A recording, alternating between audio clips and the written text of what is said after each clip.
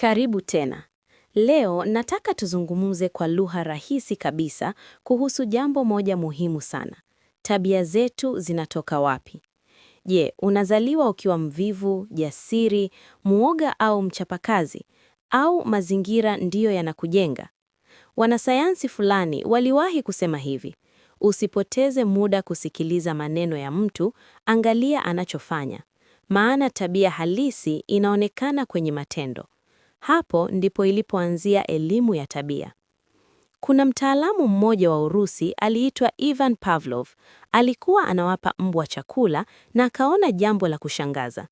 Mbwa hawakuwa wanadondosha mate kwa kuona chakula tu, bali hata kwa kusikia mlio wa kengele uliokuwa unapigwa kabla ya kupewa chakula. Akili za mbwa zilijifunza kuwa mlio wa kengele maana yake ni chakula kinakuja. Baada ya muda, kengele pekee ilitosha kuwafanya wadondoshe mate. Hii inatuhusu sisi moja kwa moja. Unaposikia mlio wa simu, moyo wako unashtuka hata kabla hujaona ujumbe. Mlio wenyewe hauna maana, lakini akili yako imeshaunganisha mlio na habari. Vivyo hivyo, ukila chakula fulani halafu ukaumwa sana, baadaye harufu yake tu inakuchukiza. Akili inajifunza kwa kuunganisha mambo. Baada ya hapo, kulikuwa na mwanasayansi wa Marekani anayeitwa Thorndike. Alitumia paka. Aligundua kuwa tabia yoyote ikileta faida hurudiwa, ikileta maumivu huachwa. Paka alipojifunza kuwa kukanyaga sehemu fulani kunamtoa nje apate chakula, alianza kufanya hivyo bila kusita. Hivyo ndivyo hata binadamu tunavyoishi. Tunarudia kinachotuletea faida.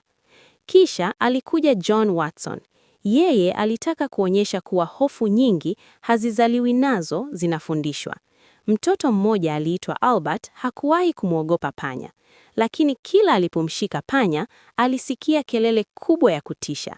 Baada ya muda, mtoto alianza kuogopa panya hata bila kelele. Hofu ilijengwa taratibu bila yeye kujua.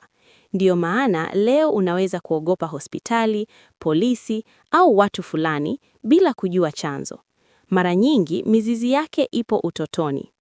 Halafu alikuja B.F. Skinner.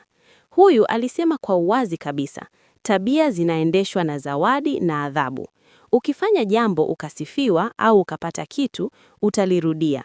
Ukifanya jambo ukapata maumivu au hasara, utaacha. Lakini aligundua jambo hatari zaidi. Zawadi zisizotabirika zina nguvu sana. Ukishinda leo, ukapoteza kesho, halafu ukashinda tena hafla, akili inakwambia